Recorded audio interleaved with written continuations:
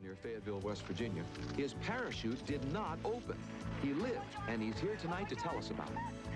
The last entry in Anne Frank's diary was made... He wasn't content to just parachute jump from an airplane. They call themselves base jumpers because the letters in the word base stand for what they're jumping off of. Now, for example, B is for buildings, A is for antenna towers, S is for span, such as bridges, and E is for earth, as in cliffs. Recently in Fayetteville, West Virginia, almost 300 base jumpers gathered to leap off a very high span. It's called the new River Gorge Bridge. And from the top of the bridge to the river below is 876 feet. Not a bad height for a parachute jump.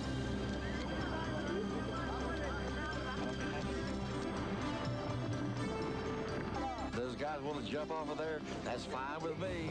I enjoy watching them. I don't know. They got more guts than I'd ever have. I think they're all nuts.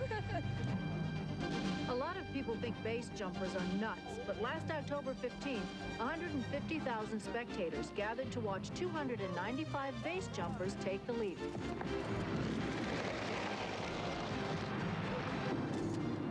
Usually, base jumping is illegal, but on this day each year, the city of Fayetteville makes an exception and declares Bridge Day. It attracts jumpers from all over the world. Well, I want to gain a certain amount of respectability for the sport. I want to be able to go to a party and tell people that I'm a base jumper without them telling me I'm crazy or I got some kind of a death wish. All right. Now, do these people look like they're crazy or have some kind of death wish? Usually when we make base jumps, we have to kind of skulk around in small numbers, but everything here is totally accepted, and people are here from all over the place. And it's good to do that because we're not criminals, we're sportsmen. And sportswomen, like Janet Kelly, who today will attempt her very first base jump. I guess I decided to make a base jump after 500 regular skydives. I think I needed something a little bit different. This is definitely more exciting, definitely more scared. It's a whole different aspect of skydiving. It's a whole different aspect of flying.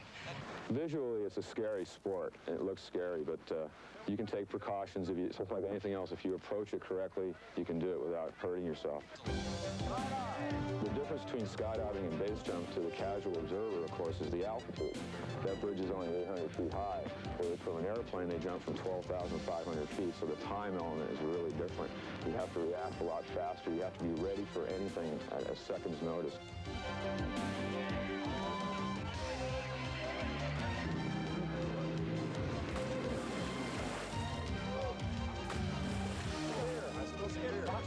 Now you're talking. Are y'all going to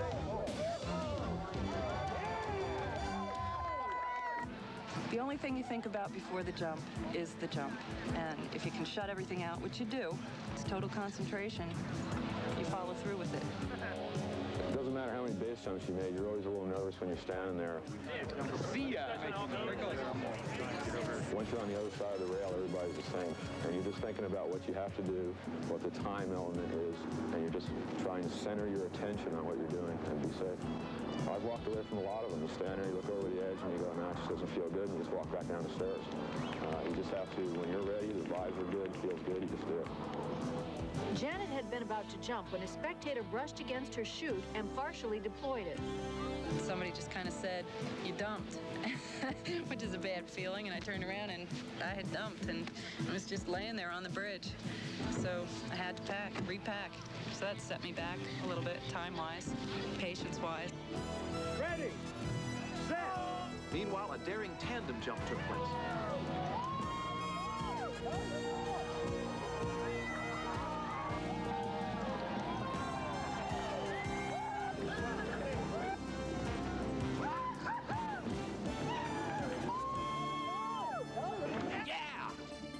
Janet Kelly was now almost ready to attempt her maiden base jump. Her moment of truth was drawing near. When you're waiting in line, you're still with your friends and you're still talking and joking. It doesn't really hit you quite then that you're about to jump off this bridge. It didn't hit me anyway. The second you put your foot on the step, you've made almost a commitment. You could turn around, but I wouldn't want to turn around in front of all those people. You're making a decision. Is this what you really want to do? I really did want to do it, but you're fighting that big fear. But there was were so many people cheering me on. I didn't want to disappoint anybody, least of all myself. And you just concentrate. I looked out at that one point that you single yourself out on and just stared at it and just dove for it.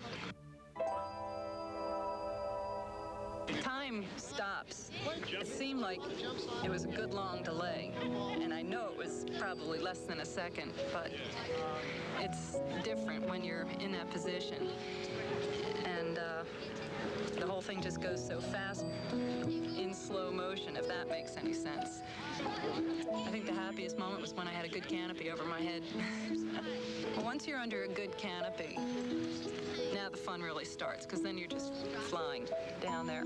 I really thought I was going to make the sandbar, and I guess the wind just was non-existent down there, and all of a sudden you get some drive, and you start pitching forward and down. And I was about 10 feet short, which put me in about 4 feet of water, but it was a nice splash, and I was just happy. It was fantastic. It was absolutely fantastic.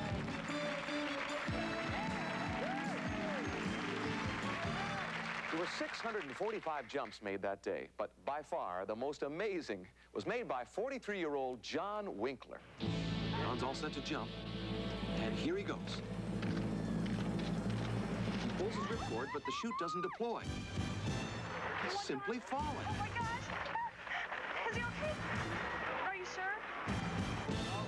He hits the water at what must be at least 60 miles an hour.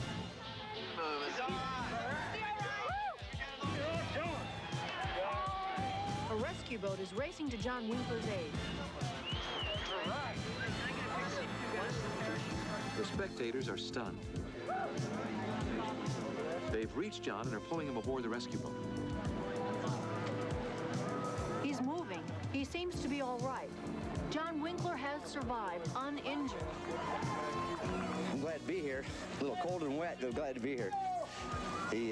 I just can't really tell you what went wrong with the parachute. Didn't have time to look. It's just, I saw it wasn't working and just fired the reserve and hope for the best. John Winkler's with us tonight, and we're sure he's as happy to be here as we are to have him here with us. Would you welcome John Winkler? Hi, Tom. Thank you. Welcome. Nice to see you. Thank you. In one piece. Nice being here. Yes, I'm sure. John, I've got to know, now, what did it feel like while you were falling? Were you panicked? Did your life flash before your eyes? Were you scared? What was the feeling like? There's really no time to be scared. You only have 8.8 seconds from the time you leave the bridge till you hit the water, if you don't get a parachute open. I actually had 11 seconds because I was trailing some material, but I really didn't know I was in trouble until after 7 or 8 seconds or so. Oh, but didn't give you much time, you're right. Right, all the time I had was to think, put my feet and knees together, point my toes, enter the water as clean as I could. While you were falling, did you realize something was wrong? I mean, it was obvious to you. Yeah, you give 3 seconds of free fall. Right. Open the main parachute. You give it 2 seconds to open. So you knew you were going to splat, right? Well, after 2 seconds, I realized the main wasn't going to open, so I fired the reserve. Again, I give it 2 seconds to open. Then I knew I was in trouble when the reserve didn't open. Right. The reserve had, the main had interfered with the reserve parachute, and at that time, it was just no time to get scared. All right, if you could help us, we'd like to relive that fall. Is this okay for you to do? Oh, yeah, I've seen it.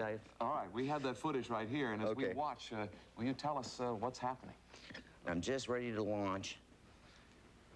Ready to go. Yeah, here's the launch. We give it 1,000, 2,000, 3,000. Throw the main, give it 2 seconds to open. Nothing's happening. Nothing. Fire the reserve. You're pulling like crazy Nothing's now, right? happening, right? And just put feet and knees together, and there I go. Were you getting your body ready to hit the water? That's what I said. Getting ready. Right. John, do you have any idea how fast you were going when you hit the water? Yes, I was going right around 60 miles per hour. In the last 50 feet, I did decelerate from 90 miles an hour to 50 miles an hour. And how deep into the water did you go? We're estimating somewhere around 12 feet. Actually, the parachute lines probably wouldn't let me go any deeper than that, and they say I was fortunate to hit the area of the water that was deep. John Winkler, we're glad you're here. I'm glad to be here. Thanks for being with us. Oh, thank you.